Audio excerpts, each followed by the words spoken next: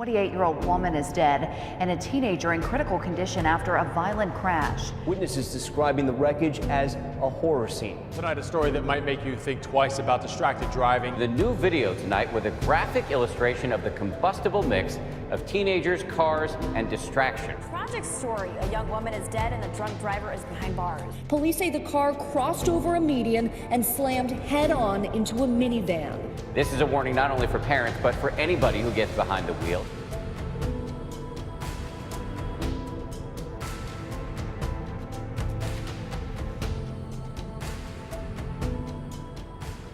My name is Michael Rossi.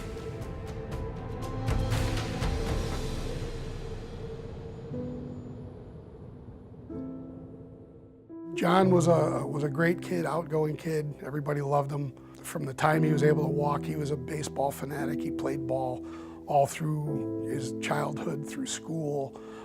He was a great student, smart, hard worker, and he always had the ability to make people smile. They could be in the worst situations ever, and yet he would be able to make them smile. On January 23rd, 2010, we got a knock at the door early in the morning. It was about 5 o'clock. Got out of bed and I looked out the blinds and I saw a highway patrol car in my driveway. And I said to myself, this cannot be good. And I went out into the living room, 2 highway patrolmen standing at the door asking if we were John's parents. John had gone out with some friends the night before. They had a designated driver, supposedly, and that kind of fell through. So the vehicle that he had gotten into was one of his friends who was very impaired. They said John had been involved as a passenger wearing a seatbelt in a terrible accident. And the next 4 words were what changed us forever. They said he did not survive. My other son and his friends woke up to my wife's blood-curdling screams.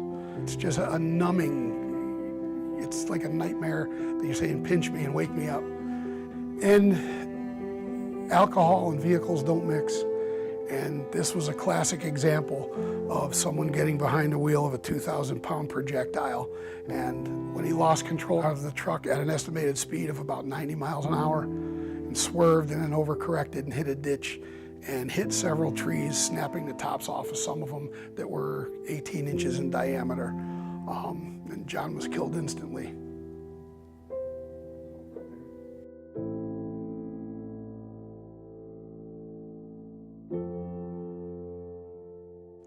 My name is Mike Baker. I'm a sergeant with the North Carolina State Highway Patrol. The hardest part about my job is having to go to a fellow parent's home and tell them that their teenage driver is not coming home that night because of a needless collision. It is never easy to watch a fellow adult and a fellow parent fall into the floor and scream as if they are a 2-year-old child because they just received the news that their child has been killed. My name is Tammy Garlock.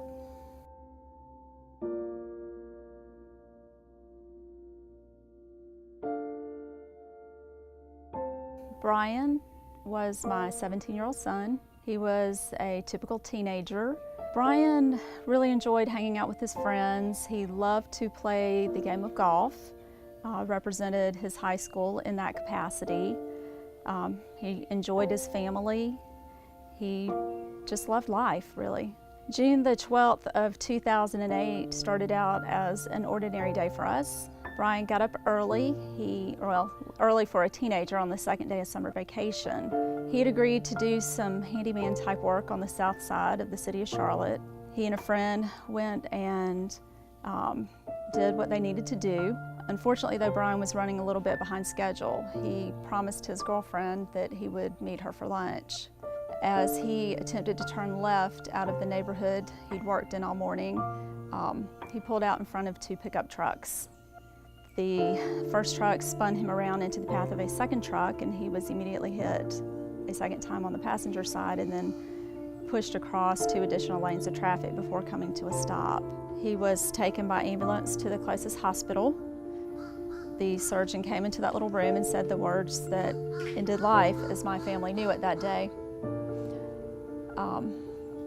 He chose to look me in the eyes as he said, I'm very sorry, but but your son, he didn't make it. He died. We later learned, after dealing with the wreckage of his car several weeks later, that he was attempting to use his phone to make a call as he was turning out of the neighborhood. Brian survived 2 hours after his collision, but there were no goodbyes for us. He never woke up.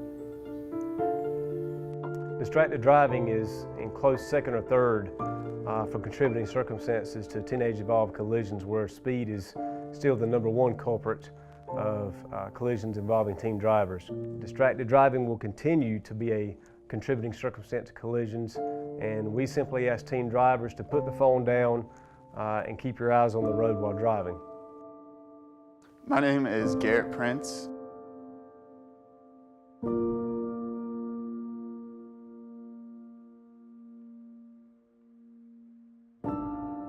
I felt like I was living the American high school dream. You know, I got my license when I was 16 years old, had a car already.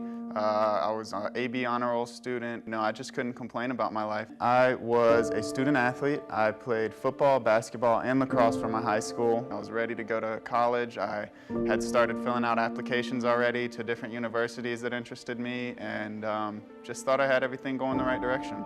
When I was 16 years old, I made one of the worst decisions in my life. I got behind the wheel of a car when I was consuming alcohol, and I made the choice to crank it up, leave the house that we were at, and after that, I stopped getting to choose. The night of January 7th, we were at a house party. We had left school early, it was a half day, and went to the liquor store, played a little bit of Hey Mister, will you buy some alcohol, we'll make it worth your while. It wasn't the first time that we had done something like this. It's not like, you know, these poor decisions were unusual to us. We had gone to plenty of parties on Fridays and Saturdays, had lots of fun, got home safe, and, you know, we just made excuses for each other. And that night, once we started drinking, we got behind the wheel of my 1999 Jeep Cherokee Sport and we drove off. We were in a residential area traveling in excess of 70 miles an hour over the speed limit, and I got in a car crash and I killed one of my best friends, and I wish every day that I could take it back. Elizabeth, she was a great friend, the best that anyone could have asked for. She was such a bright and funny person. She had the kind of smile and personality and laugh that was just infectious, and it made other people happier just being around her. She had huge aspirations. She, you know, wanted to help people. That was what she liked to do. She wanted to become a lawyer and she wanted to go to Harvard. At first, it didn't feel like a real situation. It felt like something that I was just watching on a terrible movie screen, but sadly, it did start to sink in. The tragedy and the heartache that I had caused to our entire community, our high school, Elizabeth's family, and my own. It's not something that I ever planned to do. I didn't wake up and think that I was gonna crash my car or hurt a friend, kill anybody, and I just wasn't prepared at 16 to deal with something like that. But after I woke up in the hospital and they carted me off to jail, the reality of my situation and my decisions that put me in this place really started to sink in. This was real, and this is something that I did to myself and I did to Elizabeth. I took her life, and she's never coming back. She'll never, you know, have another birthday or get married or anything else, and 6 feet under is not a place that anybody should be, especially at that age. My challenge to each teen driver is to outlive your parents. If you could give your parents any gift, regardless of what the cost is, always make sure that you outlive your parents. Never place yourself in a position to where you have to put your parents in a situation to where they're burying you.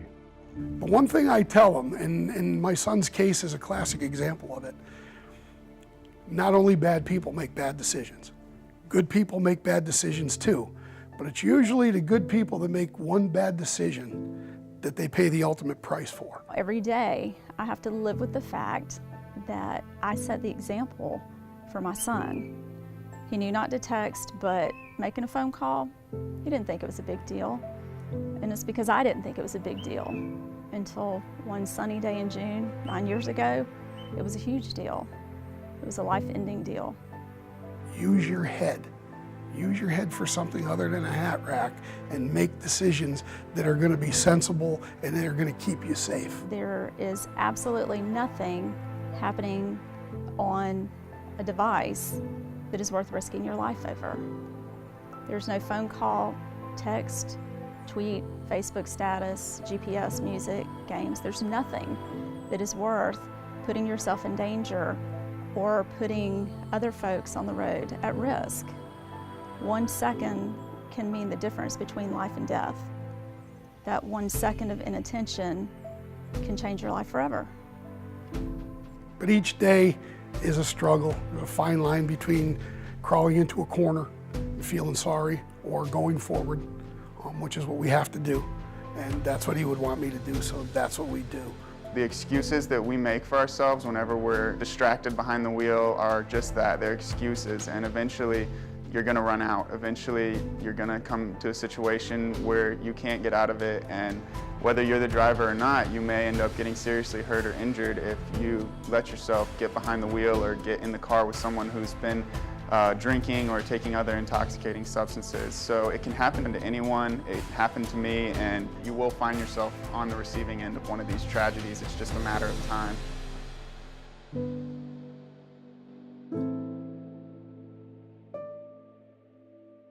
The goal of the Street Safe program, I think, is synonymous to the State Highway Patrol's mission. And basically, we are both trying to combat teenage fatalities and teenage-involved collisions across the state.